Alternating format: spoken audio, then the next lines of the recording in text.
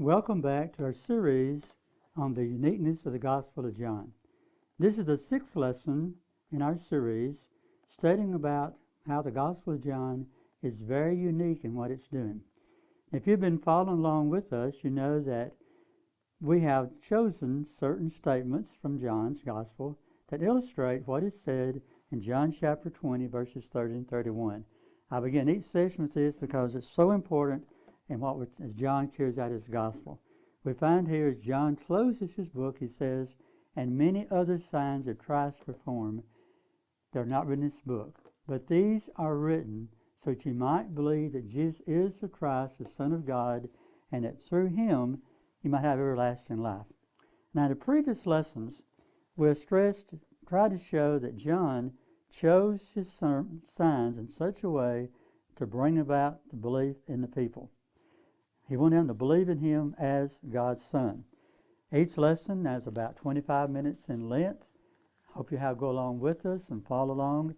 If you've not listened to the 5 previous lessons, please go back and do so that you have a complete idea of what we're trying to achieve. Now we're noticing the miracles now, and we're actually on the 5th miracle of Jesus, how that the miracles that John chooses to describe, and he only chooses 8 Gospels, or 8 miracles, and 6 of these are only found in the Gospel of John. Of those miracles, they could not be denied. Now, the walking on the sea is also found in Matthew chapter 14, verses 22 through 33, and it's in Mark chapter 6, verses 47 through 52, as well as in the Gospel of John. Now, this miracle is not maybe discussed in as much detail as the other miracles recorded in the Gospel of John, but it also could not be questioned. The apostles were halfway across the Sea of Galilee, about 3 or 4 miles from shore, according to chapter 6, verse 19, when the storm arises. And they look and they see Christ walking on the sea. And he joins them in the boat, and the winds and the waves are silenced, and they are immediately at the shore. In John chapter 6 and verse 21, it says, when Christ got in the boat, they're at the shore. So a second miracle seems to be involved here as well, because the apostles had rowed about halfway across the sea when Jesus gets into the boat, and it says, and immediately they are on the shore. So Jesus accomplishes in a millisecond what would have taken them probably 2 or 3 hours to do, to row that 3 or 4 miles to get off the sea. He gets in, zoom, they're at the shore. I think it's always interesting there, okay? Now, let's talk about the miracle. Some questions about it. It's not a long miracle at all. It's not one that Christ puts a lot of detail in, but it is a miracle. So we got 3 questions here about the walk on the sea. Number 1 says list 3 things that took place in the walking on the sea, which shows that a miracle had taken place and it could not be questioned. First of all, in chapter 6, verse 18, it says they are halfway across the sea. Not near the shore, but halfway out on the Sea of Galilee. Number 2, it says the storm stopped immediately. It did not wait. The storm stopped immediately when Christ got into the boat. The number 3, it says when Christ got in, they were immediately on the shore. Zoom, they're there. Number 2, then, question number 2, I need to slow down, I'm going too fast, I know. But question number 2 says, why would John point out that the apostles were 3 to 4 miles from the shore? When I was doing my research on this several years ago, I read a lot of books on the Gospel of John and different things, and many of those who were trying to explain away the miracles. And they said that, for example, that Christ wasn't really walking on the sea, he was walking along the seashore. Another one said Christ wasn't really walking on the sea, he was out on a tree that had fallen into the water. Think back. How far were they at sea? It says 3 to 4 miles out. Did you see a tree 3 miles long? The redwoods in California are great, but they don't get anywhere near being 3 miles long. John points out that this is definitely a miracle. And he says they're halfway out. And we can measure the Sea of Galilee, okay? So that shows that they couldn't have just been walking along the shore. The number 3, when Christ got into the boat, how long did it take the apostles to reach the shore? It says immediately they were there. John chapter 6 and verse 21 says very clearly that when Christ got into the ship, they were at the shore immediately. Okay? Now, the next miracle, this is the 6th miracle, is the healing of the blind man. Now, the healing of the blind man takes up probably one of the longest of the miracles and gets very involved. And we'll be talking about that, not on our session today, about the fact that it could not be denied, but a lot of more material later on about the healing of the blind man. But John chapter 9, if you turn your Bibles there, to John chapter 9 and verses 1 through 41. Now, we're not going to take the time to read the entire material, but I'm going to be pointing out verses and ask you to turn to these verses and read with me as we go through John chapter 9. Now, the 6th miracle, this is the 6th one, the healing of the blind man, continues now the same aspect of authenticity. It cannot be denied. And all the other Gospels record are miracles in which Jesus restores sight to the blind. We can find in the book of Matthew, the book of Mark, the book of Luke, where Christ may have restored sight to the blind, but never someone who had been blind from birth, had been born blind. This is in keeping with John's plan of recording signs which cannot be questioned. And when the apostles meet the blind man, they are aware that he is now over 40 years old and he is blind, and all they can think of is, how did it happen? They ask Christ, what is the cause of his blindness? Was it because he sinned or his parents sinned? And Christ says, no, I'm going to restore his sight. It's not because he sinned or because his parents sinned. He says in verse 3, it was not this man sinned or his parents, but that the works of God might be displayed in him. We'll talk about that in a minute. After Jesus healed the man, there was much discussion as to if a miracle had actually taken place. Some of his neighbors, notice in verse 8, and some of the leaders, Jewish leaders, and his parents testify to the fact that the man had been blind since birth. I mean, he'd been blind for 40 years. His neighbors knew it. And a lot of the Jewish leaders knew that. I mean, you don't go around in a smaller place as he lived, been blind for 40 years, and people not know it, okay? Now, some of his neighbors, however, questioned the fact that this man was the same man.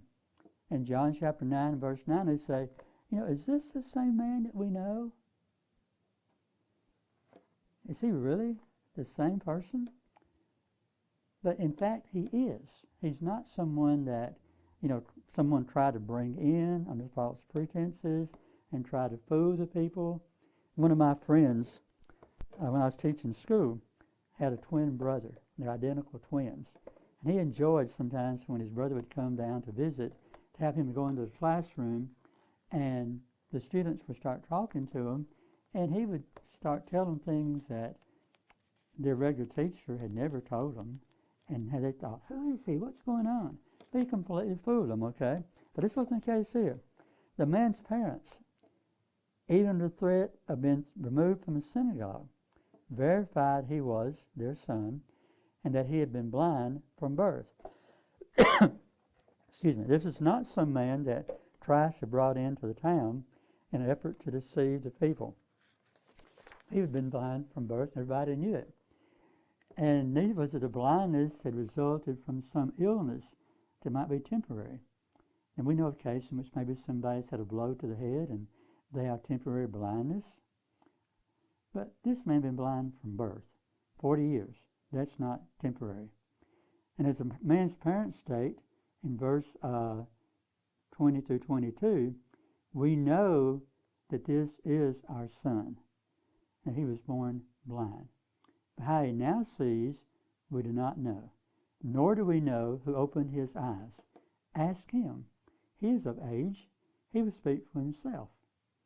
Now, they're being very cautious because they've been told that if you said you believe in Jesus, we're going to put you out of the synagogue.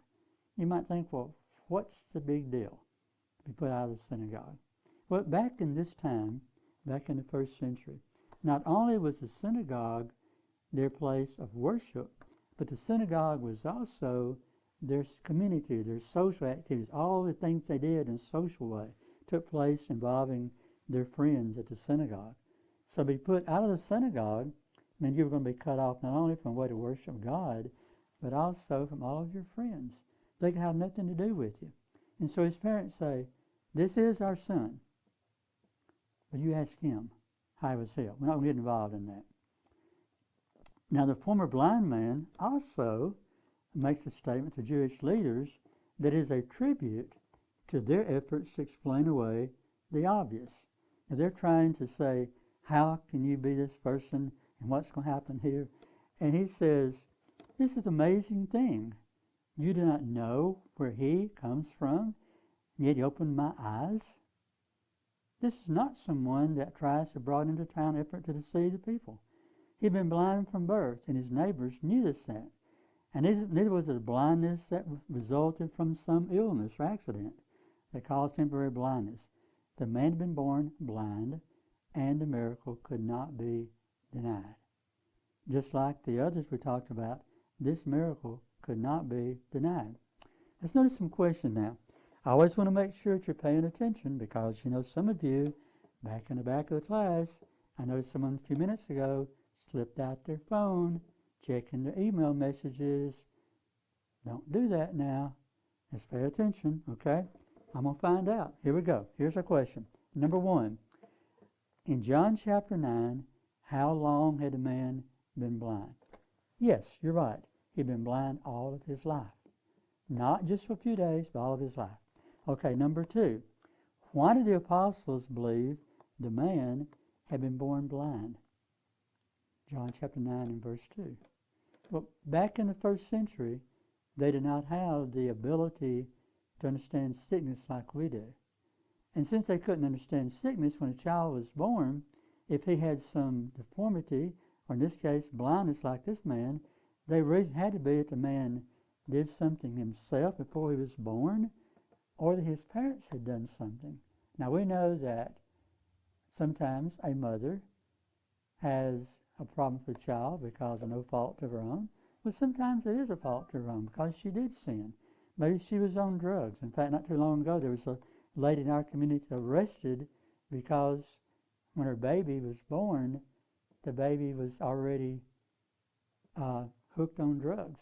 And she was arrested because she was contributing to the delinquency of her baby into a minor. She was arrested for it. But most of the cases, when a child is born, it's definitely not because something they did before birth, but it may have been something that somebody else had done it before that time, okay? And so all this is taking place. Okay, number 3. What did Jesus mean when he said the man had been born blind, so that the works of God could be manifest? Now, Christ says that since he was born blind, not because God made him blind, but since he was born blind, then I can use this to prove that I am the Son of God and I can fulfill one of those signs of the Messiah. Remember, Isaiah said one of the signs of the Messiah, he'd be able to give sight to the blind. He's already healed the lame man. That was one of the signs. But to give sight was also a sign of the Messiah. So Christ uses that very well, okay? Number 4 says, list the 2 reasons or reactions of the people to the healing of the blind man. But some believed, they didn't understand how it could happen, and some disbelieved and said it could not have happened. Let's call his parents and prove that this is not their son and he was not born blind. And the parents said, he's our son. How he can now see, well, we don't know. Number 5 says, how did the Jews react to the healing? Well, some believe. Most say we can't believe in this man at all. And it tells the blind man finally to get out of their sight. The former blind man, get out of their sight. They want nothing to do with him. Number 6, how did his parents react to the miracle? They said, he is our son, but don't ask us how he can see now. They were afraid of being kicked out of the synagogue, okay? That was number 7. Actually, we didn't answer it for you. Why were the parents of the blind man afraid to say the miracle had taken place? Because they could have been removed from the synagogue, and they did not want that to happen, okay? Question number 8 says, why could the healing not be denied? Because too many people knew that this man had been born blind. 40 years? Couldn't have been someone Christ slipped into town. They all knew the man. The number 9, since the Jews could not deny the miracle, how do they try to keep the people from believing in Jesus? They said, if you even dare say that this man was given sight because of one of the miracles of Jesus, because of his actions, then we're going to cast you out of the synagogue, and you have nothing to do with us the rest of your life. Number 10, why do the Jews not want people to believe the miracle? They state, if they keep on performing miracles, they're all going to be following Jesus, and they're not going to follow us. And the Jewish leaders are very determined. They wanted to have their followers. They wanted people to follow them. The number 12, and the last question of the series, is what question does the former blind man ask the Jewish leaders? And he says, you are from God, and this is an amazing thing. You do not know where he comes from, and yet he opens my eyes. In other words, he says, open your eyes, guys. Where do you think this man came from? And we'll get into more about the discussion later on as we get to the other terms besides just the word belief here. Okay, the 7th miracle, and the last one before the resurrection of Jesus, is the raising of Lazarus in John chapter 11. And this miracle is going to follow the same pattern as the previous miracles. When they set out to do this, it's going to follow the same pattern, and they're going to have to decide what's taking place. The 7th miracle now, okay? In John chapter 11 and verse 2, we find that Christ receives word that his friend Lazarus is sick. But he does not go. He tells the disciples, Lazarus is sick.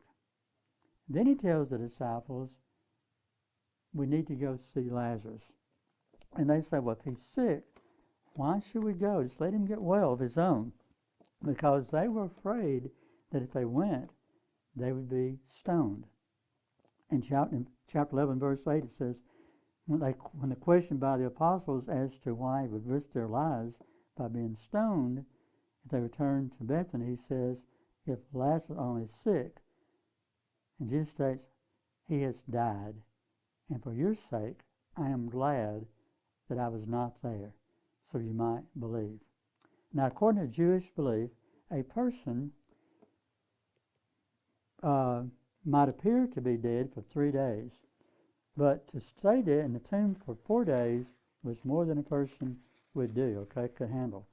By the 4th day, they knew that they were going to be coming forth from the grave, So Christ tells the apostles that Lazarus was dead when he had to go to his home in Bethany. Christ is also greeted by Martha and later by Mary with the statement, Lord, if you had been there, my brother would not have died. They didn't really believe in Christ. Even though they were good friends, they had seen Christ before, he had visited in their home, they still did not really believe that Christ is Messiah. And a large number of the people had also gathered there at their home at the tomb to mourn the death of Lazarus. Now, everybody believes he's dead, And he is dead, Verse 31, he's dead.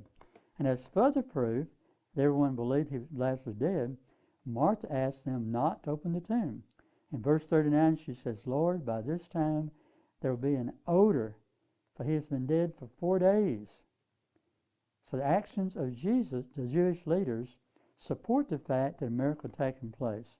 Instead of trying to dispute the miracle, they began taking steps to get rid of Jesus so that a multitude of people would not believe in Jesus and follow him.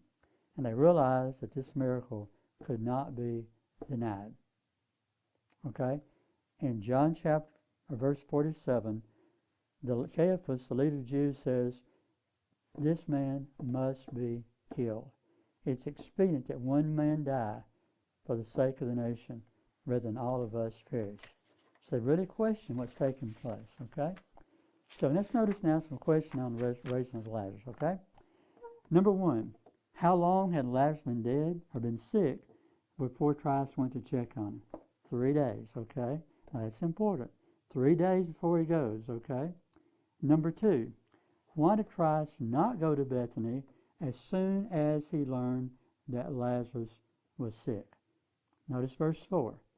Read verse 4 for me, someone. Listen carefully. He says, if I had gone before the 4th day, you would not have believed that a miracle had taken place. The Jews had this belief that for 3 days the Spirit kind of hovered around, but after the 4th day, especially in the tomb, there was no question that he was dead, okay? So the tomb had been sealed. Notice in verse 3, or question 3, why would there be no question about Lazarus being dead on the 4th day? Because he'd been sealed in the tomb for 4 days. Now, if he wasn't dead when they put him in, by this time he was suffocated and passed away anyway, okay?